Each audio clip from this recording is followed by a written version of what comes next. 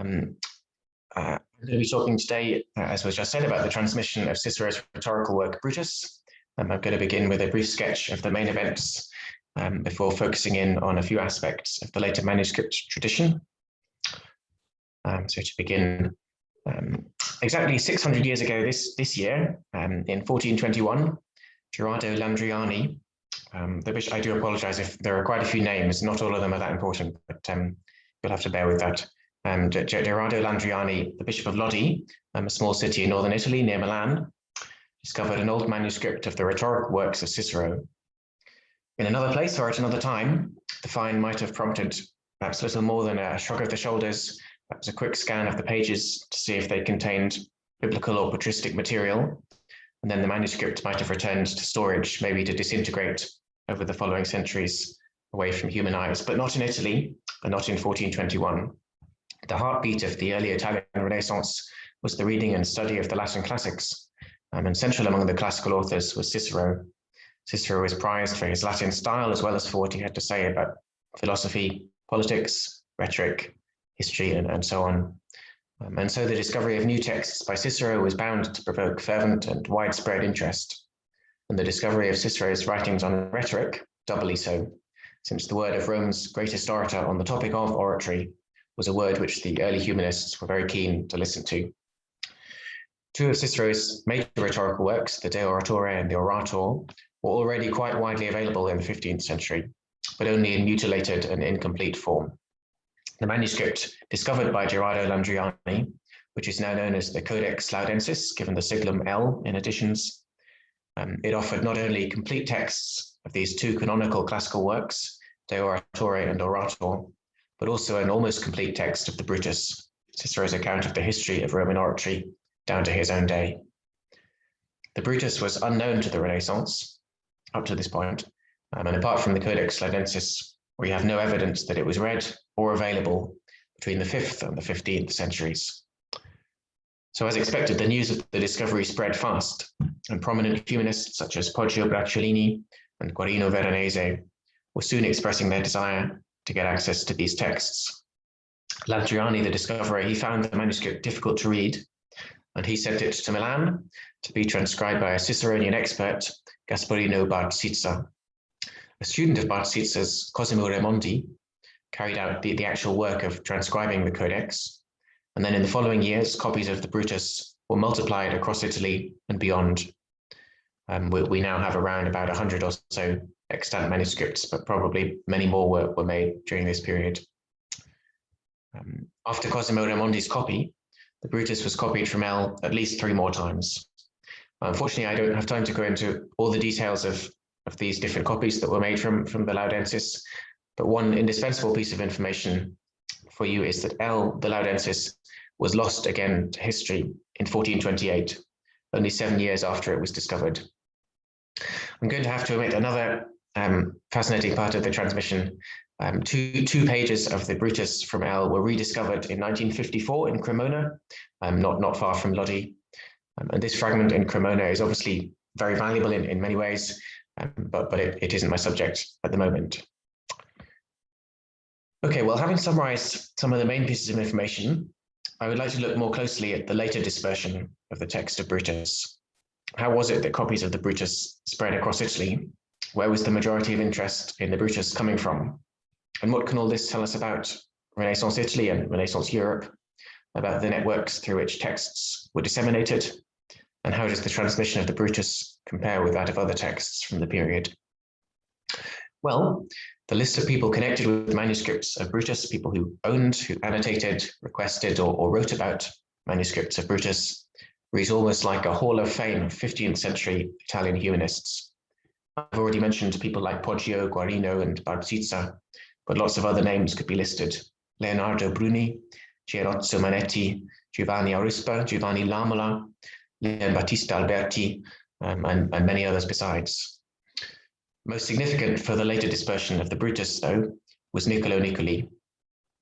We will see that this prominent early humanist, or early-ish humanist, Niccolò Niccoli, his manuscript of the Brutus was the source of very many copies, so that in fact, more than half of the 100 or so extant manuscripts derived from it. We saw before that the Brutus was discovered and first copied in Lombardy, in northern Italy, and so there was a little delay before the text reached as far south as Florence. Florence, as you will probably know, was the major center of the Renaissance in this period, and Niccolò Niccoli, with his connections to the Medici family and various influential humanists, was right at the heart of the scholarly world of Florence. Interestingly, as a little side note, Niccoli was probably not the first man in Florence to read the text of Brutus. Niccoli, he's an interesting person in different ways. He was apparently a quarrelsome sort of a man, or at least he provoked more than one person to write personal invectives, personal attacks against him. And he had one particular enemy in Florence at this point in time called Lorenzo Benvenuti. Just a few years before, this man Benvenuti had written a lengthy invective against Niccoli. Lorenzo Benvenuti, ironically, may have been the first person to get his hands on a copy of Brutus in Florence. Benvenuti died at a young age in late 1423, so just 2 years after the discovery of the Brutus, but the manuscript of Brutus he owned survives, and it's now in the British Library. If you look at figure 1 on my handout, on the second page, I think, you can find Benvenuti's manuscript, which I call AT, there. Should be highlighted. I've highlighted most of the ones I'll be mentioning. Hopefully you will remember that Cosimo Raimondi was the person who first transcribed the text, transcribed the Laudensis, and Benvenuti's manuscript is one of several which derive from Raimondi's transcription. That's the manuscript Rho, the Greek letter Rho near the top of the stemma. I should just say as a side point that I'm not supplying here the evidence which I used to work out which manuscripts derive from which. I do apologize for that, but suffice it to say that I've collated the texts of these different manuscripts, and the principal piece of evidence I use is the errors which different manuscripts introduce and the errors which they share with one another. And if you put those two types of evidence together, you can usually build up with a fair degree of confidence a picture of the relationships between the manuscripts, which ones were copied from which, and so on and so forth. But to return to my subject, no manuscripts were copied from Benvenuti's codex, or at least none that have survived. Niccolò Niccoli, he received a manuscript of Brutus from Milan in 1423, so probably after Benvenuti, and he made a copy of that manuscript with his own hand in the same year. It's this manuscript which Niccoli copied, now known as F, that was very prolific in the production of offspring of copies of the Brutus. F is very important for editors of Brutus, because it does not derive from Cosimo Raimondi's transcription, it's independent of it. And in my view, some editors have relied too much on F, and you can see from my stemma in figure 1, that I believe that F is not the only surviving manuscript that is independent of Raimondi's transcription. Nevertheless, F's position in the stemma is one reason why it remains of significant interest. But the main reason why it is of interest to me now at the moment is its productiveness. One trend that scholars often find in the transmission of texts in the 15th century is that particular manuscripts are copied several times. This trend is especially evident in the case of newly discovered texts, for reasons which one can readily imagine. If there is a lot of demand for some exciting new text, one can see how news would get around quickly that somebody owns a copy of the text, and that person would then be inundated with requests for access to the manuscript that he owns. In the case of the Brutus, we find this pattern with Gasparino Barzizza. He was the man known to own the Codex Laudensis, the archetype. He was one such person. His manuscript was frequently loaned out to be copied. And Niccolò Niccoli was in the same position. It evidently became pretty well known early on that he owned a copy of the text. And even just from the manuscripts which have reached the present day, we can see that Niccoli's Codex F was copied at least 10 times. So really quite a lot of direct progeny deriving from it, and then obviously many more coming from those 10.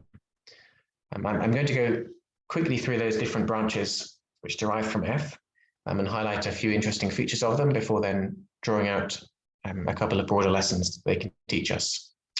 You can see these branches in figure 2. Figure 2 should give you the basic outline of the descendants of F as I see it. Possibly the first manuscript copied from F is the one I call Z.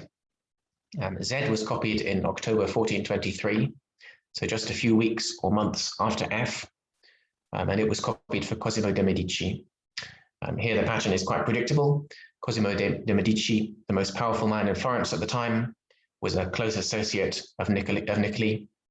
And so it's not surprising that he, with his interest in the Latin classics, would have been one of the first people to request and obtain a copy of Brutus from Niccoli's manuscript.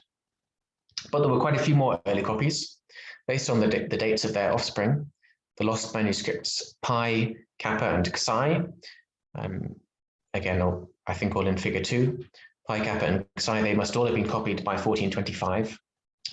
The letters of Giovanni Aurispa, another important humanist from the period, reveal that he too managed to get hold of a copy of the text from Niccoli's in 1424. So again, just a year after Niccoli's manuscript was copied. This one is also lost, and it should probably not be identified as the same as Pi, Kappa, or Xi. Thus, we can see that Niccoli's Codex F was copied at least 5 times in just the first 2 years or so of its life. These dates are all termini antequem, and so these manuscripts, and quite probably, are the lost manuscripts as well, may have been copied even earlier. So we can already build up a picture of the demand that there was for access to F. Another early copy is CP. Again, that one should be on the stemma, CP, which does survive. This one is now in the Vatican. It was copied by 1428. So again, within just a few years. And those are the manuscripts we know of copied in that first decade or so of F's existence. Niccolò Niccoli, he died in 1437, and he bequeathed F along with the rest of his library to the Biblioteca di San Marco, a public library in Florence. However, F was still of interest and was used several times after his death. 4 manuscripts, in fact, 4 manuscripts copied after 1437 derived from F independently of other manuscripts. And 2 of them, A, B, and AL, again, I think both highlighted A, B, and AL, they may be direct copies of F. Those 2 manuscripts were both copied in Florence in the 1460s. The Florentine bookseller Vespasiano da Bisticci wrote a biography of Niccolò Niccoli, and one of the things he tells us is that Niccoli was known to be very generous in lending out his books for use as exemplars in Florence. In fact, Vespasiano even goes as far as to say that at Niccoli's death, more than 200 of his books were out on loan to different people. Now, Vespasiano's figure may be an exaggeration, but Niccoli's Brutus certainly seems to bear out his main point about Niccoli's generosity in making his manuscripts available. Niccoli's lending of books was, of course, not just about convenience or altruism. It also placed him at the heart of the humanist ambiance of his day in Florence, and his position as one distributing his library to others for their use gave him prestige and influence beyond the simple act of supplying copies of texts to other people. This theme could be expanded further, but I want to talk a little bit about some of the families of manuscripts which derive from F. Most of F's descendants, quite predictably, are Florentine, but F's progeny also spread across Italy, reaching Rome and perhaps Naples in the south, and extending back to Lombardy and other parts of the north. There is also a family of 4 French manuscripts. These are the ones which derive from iota, the Greek letter iota, on the stemma in figure 2. These 4 were all copied in the second half of the 15th century. The geographical spread of the descendants of F is quite instructive, I think. It reinforces for us the picture of Florence's dominance in the production of manuscripts in the first half of the Quattrocento. Even though the Brutus was discovered in northern Italy near Milan, it is the Florentine tradition that quickly takes over, both in terms of the number of manuscripts produced and also in terms of how widely those manuscripts are distributed. This pattern can be seen with the transmissions of other texts also, including particularly newly discovered ones. But it is not just a pattern that is limited to the study of textual transmission. The copying of manuscripts can also reveal where the demand for text is coming from, what kinds of texts are being sought, and also who are the people who are respected and influential in the study of those texts. The manuscript Pi, which I mentioned just once before as one of the earliest copies of F, this one was especially prolific, with as many as 30 extant descendants. Significant among the descendants of Pi is AD. You can see this one on the stemma in figure 3. AD was copied by Poggio Bracciolini, one of the most well-known names in 15th century humanism. It is not surprising that Poggio's manuscript derives from Niccoli's, given the close relationship between the 2 men, but neither is it surprising that Poggio's manuscript was itself the source of several copies. This is in fact something of a trend with Poggio's manuscripts. Poggio doesn't seem to have been quite as liberal as Niccoli in lending out his manuscripts, or maybe it was simply that fewer people asked him if they could copy his manuscripts. But his Codex AD, it still had a part to play in the wider diffusion of Cicero's Brutus. Another interesting manuscript to derive from Pi is Upsilon, again lost, I'm afraid, but we know from one of its offspring that Upsilon was once owned by Leonardo Bruni. Bruni, like Poggio, was a major figure in the scholarly world of the 1400s, also based in Florence for at least most of his life. And again, like Poggio and Niccoli, other manuscripts owned by him produced multiple copies. However, Bruni died in 1444, some years before any of the offspring of Upsilon were copied. And so it doesn't seem, in this case, to have been Bruni's generosity and influence which led to his manuscript being copied lots of times, or at least not directly because of his generosity and influence. We might wonder what happened to Upsilon after Bruni's death and how it came to be copied at least 5 times in the next couple of decades or so. I have already mentioned Vespasiano da Bisici, who wrote a life of Niccoli, but Vespasiano is more well known as a seller of books than as an author. I mean, in fact, he was the most successful bookseller and the most high-profile bookseller in 15th century Florence. It is quite striking that all the descendants of Upsilon have links to Vespasiano. The scribes and illuminators who worked on the manuscripts AA, AE, AF, AO, and AS, apologies for all those sigla, they're the 5 independent copies of Upsilon. They were all people often employed by Vespasiano, and some of the buyers of the manuscripts are known also as frequent clients of Vespasiano. Given then that these 5 codices, they were all produced in the space of just a few years, and all probably from the same manuscript, Upsilon, I think we can legitimately conclude that Bruni's manuscript of Brutus, Upsilon, ended up in the hands of Vespasiano da Bisici, and that Vespasiano kept it as a stock exemplar, which he would give to his scribes to use when a copy of Brutus was ordered. It will be interesting to find out more about any possible connections between Bruni's library and Vespasiano, but this family of manuscripts at least reminds us that bookselling had become such a big thing in Florence and that demand had grown so much that it was quite predictable that there would be a regular stream of requests for central texts like those by Cicero, and that it was worthwhile for a major bookseller like Vespasiano to keep hold of copies of these texts in particular to use in such cases. I would like to be able to go on and discuss some of the other descendants of F, but I'm going to draw things to an end with just one more small reflection at this point. It is interesting that it is 3 of Florence's most famous names, Niccoli, Poggio, and Bruni, who figure prominently in the transmission of Cicero's Brutus. I have commented a little bit on the generosity of Niccoli and Poggio in particular, but I wonder if there are other reasons also why the manuscripts owned by these men were copied several times. A manuscript copied by a man like Niccoli or Bruni may well have commanded particular respect, and might have been regarded as especially authoritative and reliable. Certainly one of the descendants of Bruni's manuscript Upsilon has in the subscription to the manuscript made it quite clear that this is copied from Bruni's Codex, I think, to give the text that he's copied some more reliability, some more authority. Perhaps also the allure of a famous name was coveted. And certainly we might see that in the history of scholarship, lots of attention, sometimes in fact disproportionate amounts of attention, is given to manuscripts owned by well-known people. We find, for example, in the case of the Brutus, that Poggio's manuscript of Brutus is frequently cited in editions of the text, right up into the 20th century to the most recent editions, in spite of the fact that scholars, even in the 19th century, suspected that it was a Codex Descriptus, that is a manuscript deriving from another extant one, but it derived from F. So it should, in theory, have no value, and yet editors continue to use it. Kind of the name of Poggio, it attracts interest. I'm going to bring my talk to a close at that point. Thanks very much for listening.